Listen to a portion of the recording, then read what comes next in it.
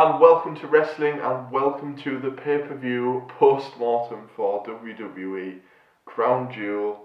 I don't want to do it. It's pretty bad. I don't want to do it. What were they thinking? I wrote loads of notes leading up to everything, but I think we might end up blasting through it all and just getting to the two main points of the show. Oh, WWE. Let's start though with Hulk Hogan coming out as the host. I don't know why he was there. He was the host of the show and he came on for 5 minutes of the show. Yeah, he came out once, did a promo, did his usual brother stuff. Hulkamaniacs, running wild on you. He was like the worst host ever. Like, what was the point in having there for 5 minutes of being host? And that was it. I think, like I said to you, I think that they thought, well, it's controversial enough that we're doing this show, let's just throw Hogan on. Oh, yeah. We can get him back on TV now. He's back. They spent, I think they must have spent like 80% of the budget on the pyrotechnics. There was a lot of pyro. So much, it was great to see it back. Yeah, I like the pyro. It makes you miss it more though. Yeah, we need it. I want to eat these 12s whilst we're doing this. 12's a decent life. But yeah, they must have spent about 80% of the budget. So we started, this is going to work, isn't it? I've got more. This is how much I don't care about this pay-per-view. Started with Rey Mysterio and Randy in the first World Cup qualifying. The World Cup actually took over pretty much most of this show, didn't it? I was surprised that they went, it seemed like, it was like World Cup match after World Cup match after World Cup match. Well, we had 4 World Cup matches, then we had a match, then we had 2 World Cup matches, then we had a match, then we had another World Cup match, and then we had the main event. It's also worth mentioning, because we don't really cover kick-off shows when we do this, but Rusev and Nakamura did a US match, US title match, in the pre-show, and it was alright, apart from Shinsuke decided to headbutt Rusev in the knackers. They're continuing with that. But yeah, World Cup match, Randy and Ray. There was a good bit at the start where Randy drop kicked Ray out of the air. I thought that was cool. Yeah. I liked the bit when Ray went for the 619. Yeah. But Randy caught him, reversed it into that. Spun him round, didn't it? Yeah, reversed it into that sort of DDT off the ropes. Yeah, it was cool that. That was a good bit. But my pick of Ray, he was going strong when he won actually. He managed to win with that. It was like a roll up here, which annoyed Randy, and then he got beat up afterwards. It went mental. But that sort of played into my thing of like, oh, it might put him a bit more over with the crowd now. So at this point, I was looking, I was like, yeah, okay. There's one thing to note about these shows, for better or worse, when they have them in somewhere as contentious as Saudi Arabia. The crowd boos and cheers for who they're supposed to boo and cheer for. Yeah. It's not like an American or a UK audience where you've got smart ass fans. I'm gonna put like 3 of these on my phone, so I have to keep like going over. So they were booing and cheering the proper face and heels. Yeah, which I thought was a positive. One of the very few positives. Ray was quite over in Saudi. Then what did we get? We got Jeff and Miz. Jeff was doing the Matt Hardy turnbuckle thing where he smashes their head into the turnbuckles, which I thought was interesting. Miz went for a dirty pin, but the ref noticed. Jeff tried a twist of fate, but Miz reverses into skull crushing finale and wins. Thought this was alright.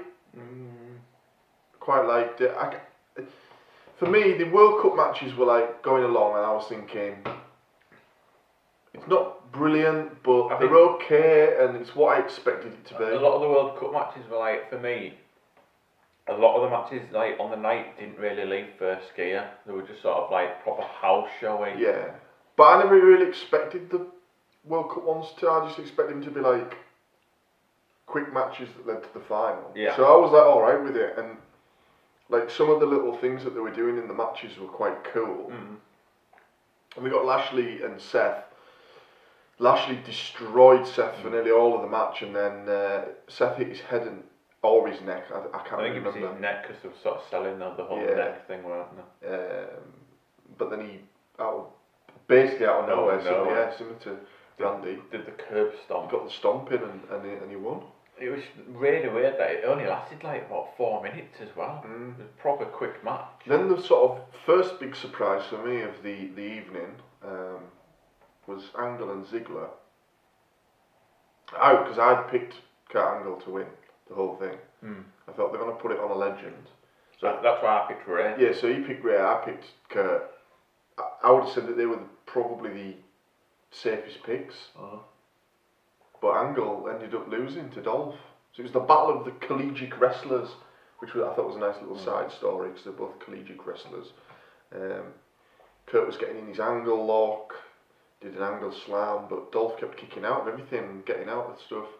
Eventually he hit a zigzag and he won. I couldn't believe it. No, I couldn't. I was the shocked. Zigzag never puts anyone away. Now, I saw a lot of people whinging about Seth versus Ziggler again because it's happened a lot recently. But I enjoy it whenever those two are in the ring. So I can understand why people. But then you get that anyway in WWE. Everyone faces everyone a million times. Yeah, true. But so they always put on a good match. I couldn't believe he beat Kurt Angle with one zigzag. It was like.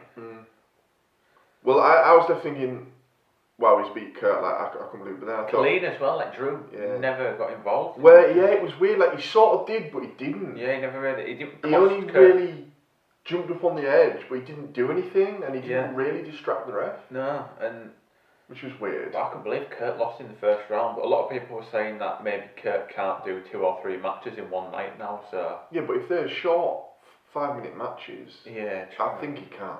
There was quite a bit in between them, weren't there as well? So. Yeah, like if you did them two 5-minute sort of qualifying round matches, and then done like a 10-15. He could easily do that. I'm sure he could. Anyway, we move on. Then we get a different match. We get the tag title match. New Day come out on a flying carpet. A flying carpet. It was like a big structure with a carpet design around it. Yeah. It took forever, by the way, for him to get to the ring. It did, Took ages. I was thinking this could be considered slightly offensive, but the crowd seemed to like it. So. But New Day often ride that line between fun and being borderline offensive, and they seem to get away with it. So the match, it wasn't the best that these two teams have ever put on, and they normally put on great matches. When I was watching it, I texted you though, didn't I? And I said like it never really seemed to get going. It just seemed to be stuck like at one pace for the full match. Yeah. Big Show got some dirty heel stuff in, like grabbing, I think it was Kofi in the corner whilst the ref wasn't looking. The Bar were managing to keep Kofi in the ring for as long as they could, constantly tagging, not letting him get to his corner. Eventually Big E gets the hot tag, and he does his usual burst of moves that we see him do every time. He always gets the hot tag and does belly to bellies and everything. Cesaro got his knees up on the splash. Eventually New Day got rolling where they start tagging each other in and doing all their big spots, and I thought that they were maybe going to win, but then Big Show caused a distraction. Sheamus went for a brogue kick, misses, but he shoved Big E into the corner where the ref was standing. The ref dives out of the way. Whilst the ref's on the floor, Big Show hits a KO punch, but it kind of didn't look like a proper KO punch, which Corey said he didn't get all of it. It didn't look like he connected that much with it. Which is kind of like the standard thing to say when something doesn't look quite right. And then Sheamus hit a brogue kick, and they returned. Yeah, as we both predicted, they would. Yeah. Miz backstage says he got kicked in the throat or something, and he can hardly speak. I was thinking, they're still making him do a promo. Semi-final time: Miz versus Ray. Miz is too much for a battered Ray, but Ray rallies and nearly wins, but Miz kicks out. Ray goes for 619. Also, splash, go on. I've never seen this move where Miz was on the outside, laid down, and Ray sort of runs, slides across the ring and out of the ring. Yeah, he's been doing it for the last few weeks. That's what I asked you about. I said, has he done that before? I think it's a new thing that he does. It looks like it's like a front slide. How does it not hurt him though? Because he's sliding across a ring. Yeah, he's been doing it for a few weeks now. Yeah. Looks cool. Yeah, 619 goes for a splash, but Miz gets his knees up and pins him for the win. And again, I was totally shocked. There goes my pick as well. Yeah. So at this point, I could only draw with Adam in the predictions race. So due to championship advantage, he retains his trophy. He's got the trophy. So it stays on that side of the table. Yes. So I was shocked. I thought a legend would go on to win the World Cup. It's even got its own little blue coaster. Yeah, I put it on there so it didn't scratch your table. Seth versus Ziggler. Like, so as I said, I always think that these two have a great match, but some people saying, oh, it's like the millionth time that we've seen it. Yeah. It was actually started quite slow, I thought, for these two. Yeah. Eventually it picked up. It was quite methodical, but it did get there. They did about 1 million pin roll-up reversal Yeah, they did a lot counters. That was a bit weird. It started to look really fake when they were doing that. Like, it seemed like they were doing, like, they must have done about 10 in a row. Drew kind of runs a distraction. He steps like in front of him, doesn't he? Yeah, Seth hit him. Then they did a suicide dive to the outside on both of the guys. They rolled back into the ring eventually, and Ziggler hits a Vermisa, but it was a kick out. Seth does superplex, tries to go into the Falcon Arrow, where he does the roll through, but Ziggler escapes and he hits zigzag, but a kick out again. Seth hits a super kick, goes up top. Drew tips Seth off the turnbuckle whilst the ref wasn't looking, and Ziggler hits his own super kick and he wins. So that was setting up the final, which was going to be two heels. Which I was thinking, that's weird. Yeah. Wouldn't have thought it'd be two heels in the final. No. But we will get to that. I didn't think that either. But this is the point where the show starts going like quite downhill for me. Well, so following that was the WWE Championship match, which obviously Joe had to be inserted into. Yeah. Because Daniel Bryan apparently refused to work the show. Now you text me saying, oh, Joe lost with like a rolly eye emoji. Yeah. But you knew he wasn't going to win. I know, but it's just like, I don't think they should have put him in this match. They could have put anybody in, just somebody. Where would they put in? I don't know, they should have put Rusev in and just not bothered with US titles. Yeah, but then we'd be saying, oh, Rusev lost again. I know, but it's like, for the Joe character, I think he's supposed to be like this big monster heel, and they basically did a repeat of. Yeah, it was literally the same match, weren't it? Yeah. Where he injured his knee again, and you're just thinking, oh god. It just, I don't know. I couldn't get into it because you knew what the outcome would be.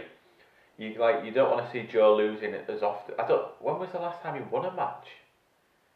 Well, I don't know. Did he not have like some squashy type matches leading up to it? He lost to AJ. He lost to Daniel Bryan. He lost to Jeff Hardy. He's now lost to AJ. Yeah. I remember we were fuming at that. He lost to AJ again. Now he's just losing. Like, what is going on with I think ultimately though, Joe will always be okay because they can just. But I don't know. I couldn't get into it. Well, AJ dominated the opening. Joe managed to get a suicide dive on him. He nearly crushed AJ on the announce table. Looked pretty nasty. Corey mentions possible injuries. I'm just going to note that every time now. It just makes us laugh. Did you hear him during the World Cup matches? When he was on about, after the match normally the cool down, but they've got another match or they can't cool down, they've got to keep warm, prevent injuries. I think. Do you think it's because he got injured and he had to end his career that he's just obsessed with injuries? Obsessed telling everybody he's going to get injured all the time now. Anyway, this match, it was all business, I thought, at the start. It was very fast paced. You saying you couldn't get into it, but I thought it was quite, they were quite at each other, it was quite aggressive. But then the crowd started doing a Mexican wave. Oh yeah, I saw that. I was like, never mind all the political shit about them not having another show. They should not get another show for that very fact that they did a Mexican wave during AJ and Joe. The bastards. Do they even like Mexicans in that country? It's like, probably not. Exactly. I thought it was a decent match. There was a lot of back and forth between the guys. Eventually, it was a forearm for the win. Yeah, it was good when Joe got him in that cocaine clutch and AJ reversed it by somehow getting his leg and injuring the knee again. Yeah, they played the knee a bit, didn't they? Yeah. Again? But it was actually a forearm that won it in the end. I didn't mind this match. I obviously liked it a bit better than you did. So, we've come to the part of the show. The next half an hour in the show was just like what? Yeah, the rest of the show was not good. Well, I didn't mind the main event. The next two matches, so we start with the Universal title match. It was Baron Corbin, yeah, sorry. Yeah, he came out. And I think people were like, oh, he's just there to present the winner. Yeah, the belt. But we should have known something dodgy was going to happen. Yeah, with Barry. Because he's a nasty heel. Comes down, both competitors are in the ring. Let's mention another positive since we're going to be so negative in the next bit. Greg Hamilton got to do all the announcing again. Yeah. I like Greg Hamilton. Big G. What up, G? Anyway, Corbin hits Braun with the belt. Yeah. Just before the match starts. Tells the ref to ring the bell. Brock hits an F5. And I was like... I know, I was thinking... this. God. He's going to beat me with one F5. But then he kicked out, and I was like, yeah, we're alright. Same. So I thought, oh, Braun's going to overcome the odds. Yeah. Yeah. Because big baby face pop. Yeah.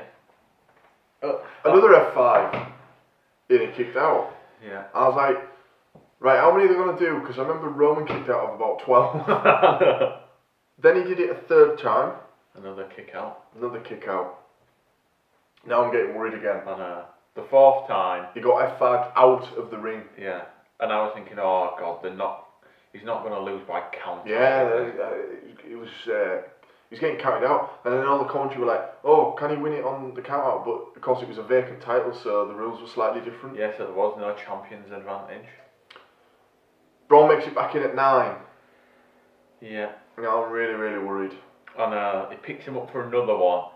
And I'm thinking, oh God. But then Braun gets away. And then I'm thinking, here we go. He goes into the corner, Lesnar comes after him, he hits him with a boot. Yeah. And I'm thinking, quick, running power slam, get the victory. Why didn't they do it? Oh, why? At this point I was thinking, here's the big babyface comeback, he's 4 F5s. Imagine if they'd done that right, and at that point, and if he'd have running power slammed him. Yeah.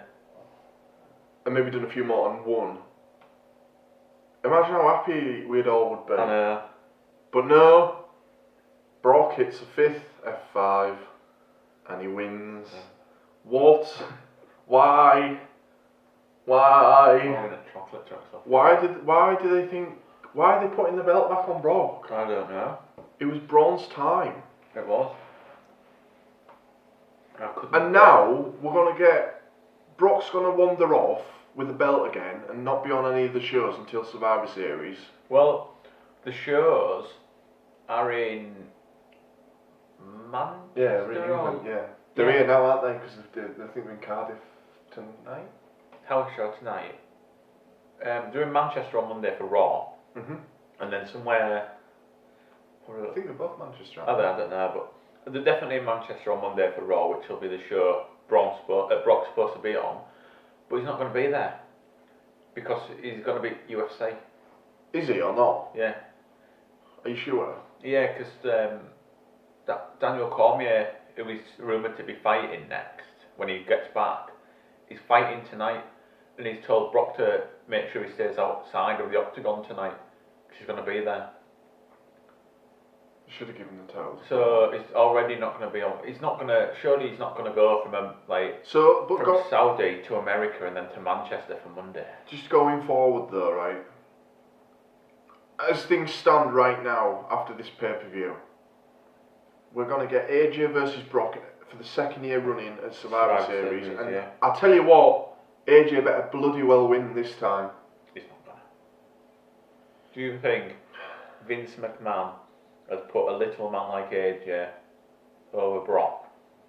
But Brock won last year, 50-50. Yeah, but it's Brock, isn't it? There's only one man that can beat Brock, and that's Roman Reigns. Braun Strowman's huge. And we love him. Why? Now we're going to get Baron Corbin versus Braun, which I don't want to see. I do not want to see that. I was all excited. I don't know if it's because we lulled ourselves into this. I was excited for Drew versus Braun for the uni belt up until Mania. I know. That would have been fine. But what's going to happen now? Is it going to be Is it going to be Braun versus Baron, and then will Braun go fight Drew? And like, I don't know, and then Braun's not going to get the title now. What were they thinking? I can't, they've ruined it. What were they thinking? Why put the belt back on the part-timer? But I thought this was bad. Like, so I watched the show live. Adam didn't get to see it till later, so I was waiting for him to get to these bits.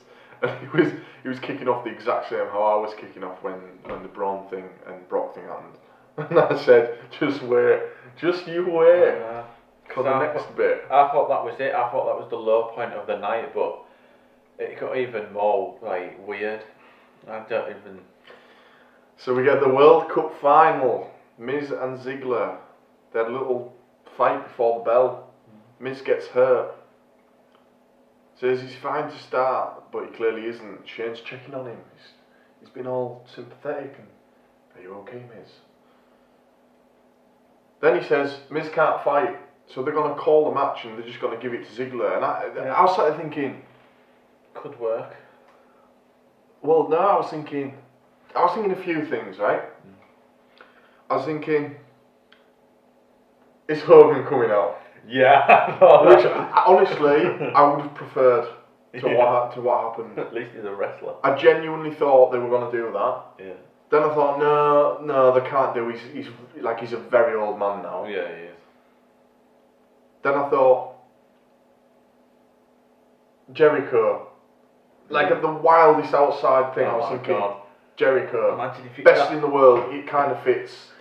Yeah. Chris was texting me saying CM Punk, I was like, will you just leave the CM Punk thing, it's never going to happen. CM Punk wouldn't. No, it's never going to happen, I don't know why people still think it's especially not, like, he won't make his comeback at Saudi. No, exactly, right. Then, it sort of dawned on me. I was thinking Ray might come in. No, it dawned on me then and I thought, Shane's going to go in. I was like, I think I even no, it wasn't, it was our friend Chris. I texted him saying, Shane's going to put himself in. And then he says, oh, I'll go in instead. I was like, no, why? What are they doing? Why? And then Shane put himself straight into the final. What were they thinking? And then he goes and wins the thing. It wasn't even like he just squashed him. He did the stupid punches which don't look good. If you're The Miz, if you're Ziggler, if you're Bobby Lashley, I think the other ones can get away with not winning the World Cup thing. Yeah. Now, I know it doesn't really mean anything. Like, it's a one-off tournament at a show that they're probably never going to bring up again after this week. Well, they will, but not like they do other shows. So ultimately, it doesn't really matter. But if you're The Miz, Ziggler, or Lashley, I'll be knocking on Vince McMahon's door today saying, what the hell? I can't believe you've just buried us. The same way that Braun's just been buried. Yeah. But Shane McMahon is now the World Cup winner. He's the best wrestler in the world. Shane O'Mac. I'll tell you what, I did enjoy seeing Coast to Coast again now. I don't like it. Do you not? Like him? No. I don't like it. And then he celebrates like an absolute goof. I know, like he's actually won World Cup. He was going mental. And he went on for about 5 minutes as well. He was just going, yeah! Like, I can't believe it. That's got to be a heel turn. I don't even... But where is he, like, what's he going to do now? I don't know. Because we've had the whole, like... I don't know. I genuinely don't know. I don't know what they were thinking. That 30 minutes of that show... It went mental. It's nearly ruined WWE for this year for me. It was bad. Anyway. It was probably like some of the worst 30 minutes I've ever seen. It was shocking. Like, I couldn't believe Braun lost. And then I couldn't believe Shane put himself into the match. And he's now the best wrestler in the world. I genuinely would have preferred Hulk to come down. I honestly would. I would have been fuming still. Yeah. But I would have preferred it. I would have preferred if they just gave it to Ziggler on a no contest. Then what happened? No, that would have been shocking. It would have been bad, but Shane. Just let Miz and Ziggler have a match. Why? Oh, anyway, we get to the main event. Now, I just want to clear something up. This might be why we lost 2 subscribers this week. I was whinging about Cole calling Kane the Big Red Monster. Because I thought he was getting it wrong because of Braun Strowman being Monster Among Men. I always remember Kane being Big Red Machine. Yeah, Big Red Machine. Now, apparently, I looked this up because he called him Big Red Monster again on his way down. I thought, he keeps making this mistake. Apparently, Kane, when I watched wrestling when I was a young lad, he was always Big Red Machine. Yeah. Always was, that's how I remember him. And I stopped watching in about 2004, and I didn't start watching again until about 12 years later, so 2016. Apparently, when Kane came back in the 2010s at some point, they started calling him Big Red Monster. They changed it, which I never knew. Why would they change? Yeah, I don't know. It doesn't sound as good. Big Red Machine is Big Red Machine sounds quite threatening. Big Red Monster kind of sounded sort of goofy, innit? Yeah. Don't you? So I looked it up and I've cleared that up now, so I know that technically Cole isn't being wrong. So sorry, Michael Cole. I'll let you He watch watches the channel. That's why he's unsubscribed because. Yeah. But then later on, he does call him the Big Red Machine, so it's super confusing. Anyway, the crowd made so much noise for this match. They were proper into it, and they made a lot of noise for Hogan earlier on as well. I noticed. Now I'm not going to talk about all of this match. There was a lot of stuff that I've noted down, but I feel like we spoke about the last segments for quite a bit. So I think the main thing to take away from it was I thought this match was okay. I thought it was better than it had any right to be, which is the same thing that I said about the Australian match. There was a lot of there was a bit where Undertaker and Triple H, Undertaker was going to whip Triple H into the barricade, but they somehow both ended up whipping each other. They both just ran into it. Yeah, it was really weird. I was like, what the hell? Yeah, that was a funny little watch. They both just ended up running, like holding hands and just running into the barricade. I was like, well, what is going on? And then there was a bit later on where Kane was up on the turnbuckle. I think HBK hit him. Yeah. And his mask came off. Yeah, his mask fell off, didn't it? So we got to see big baldy Kane. Yeah. And I thought that they were gonna, because what they did was they went to a wide shot, which I was like, well done. Yeah. You're covering the mistake, even though like Corey or someone had mentioned that the mask had come off. Yeah. But still, they went to a wide shot and you could see him like messing about trying to get it back on. Yeah. But then they went to like a closer shot because that was when HBK did his moonsault. Yeah. And then after that, Kane managed to get his mask back on. Yeah.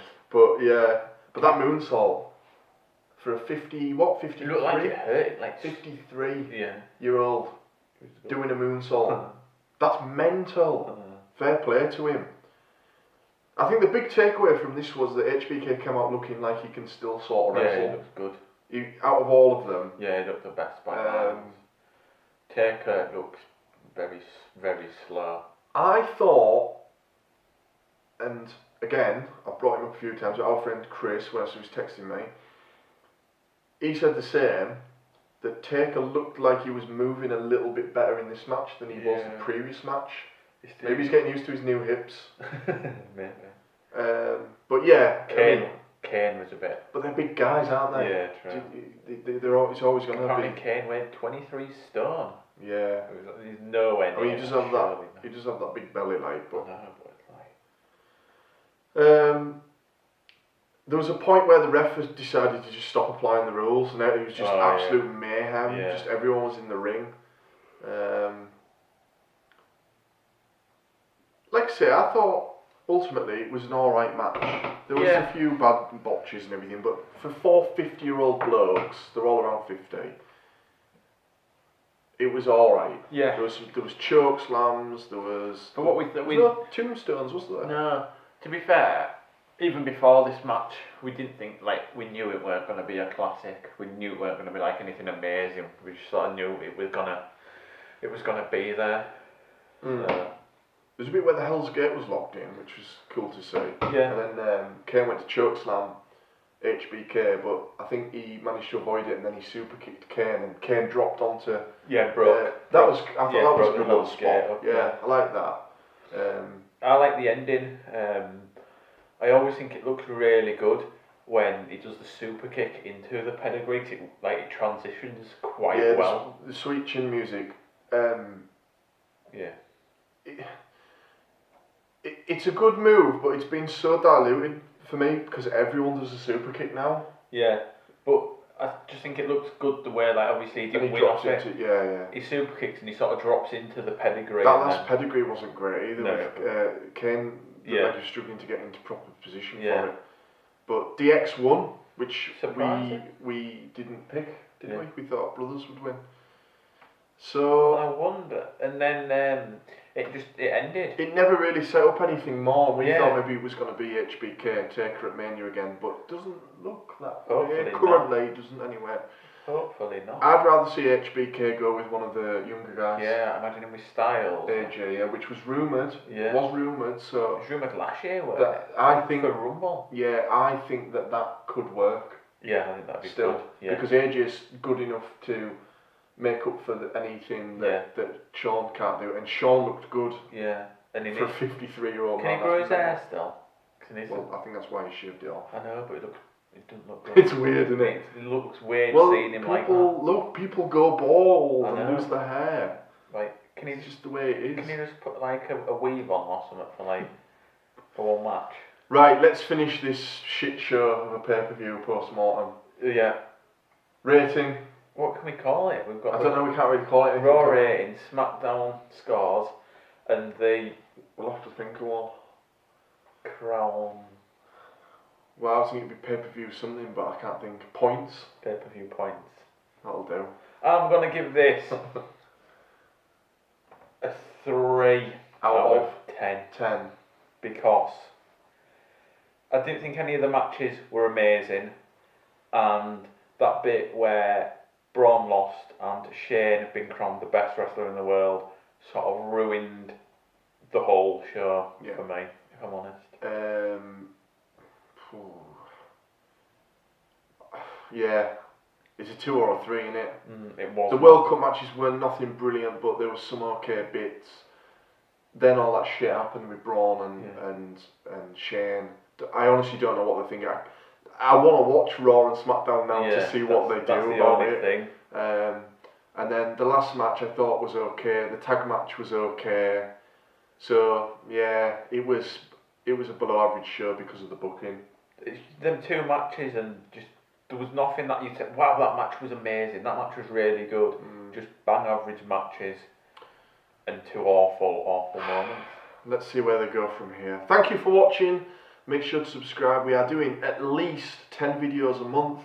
So subscribe and you will see all of them in your inbox. We'll catch you in our next video, which will be Raw Replay. Bye.